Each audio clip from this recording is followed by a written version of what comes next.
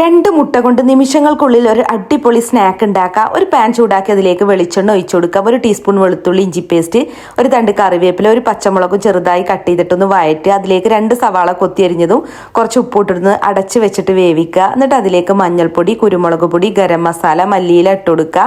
പിന്നെ 2 മുട്ട ഒഴിച്ചിട്ടൊന്ന് സ്ക്രാമ്പിൾ ചെയ്തെടുക്കുക. അപ്പോൾ നമ്മുടെ ഫില്ലിങ്സ് ഇവിടെ റെഡി ആയിട്ടുണ്ട്. ഇനി ഫ്ലെയിം ഓഫ് ചെയ്തിട്ട് ഇത് തണുക്കാൻ വേണ്ടി മാറ്റി വെക്കാം.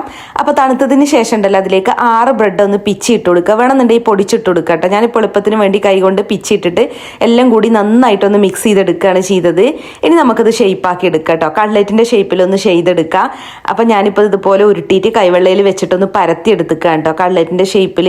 അപ്പോൾ ഇനി ഒരു മുട്ട കൂടി വേണം കേട്ടോ. ഞാൻ ആദ്യം 2 മുട്ട എന്ന് പറഞ്ഞു, സോറി. അപ്പോൾ ഒരു മുട്ട പൊട്ടിച്ചിട്ട് നമ്മൾ ഉണ്ടാക്കി വെച്ചിട്ടുള്ളത് മുട്ടയിൽ മുക്കിയിട്ട് പിന്നെ ബ്രെഡ് ക്രംസിൽ നല്ല പോലെ ഒന്ന് കോട്ട് ചെയ്തെടുക്കുക. അപ്പോൾ നമ്മൾ എടുത്ത അളവിൽ ഇത്രയും സ്നാക്ക് ഉണ്ടാക്കി എടുക്കാൻ പറ്റിയിട്ടുണ്ട്. ഇനി നല്ല ചൂടായ എണ്ണയിലിട്ടൊന്ന് ഫ്രൈ ചെയ്യുക. ഒരു മീഡിയം ടു ഹൈ ഫ്ലെയിമിലിട്ട് തന്നെ ഫ്രൈ ചെയ്യുക. കാരണം ഫില്ലിങ്സ് ഒക്കെ ഓൾറെഡി കുക്കായതാണ്.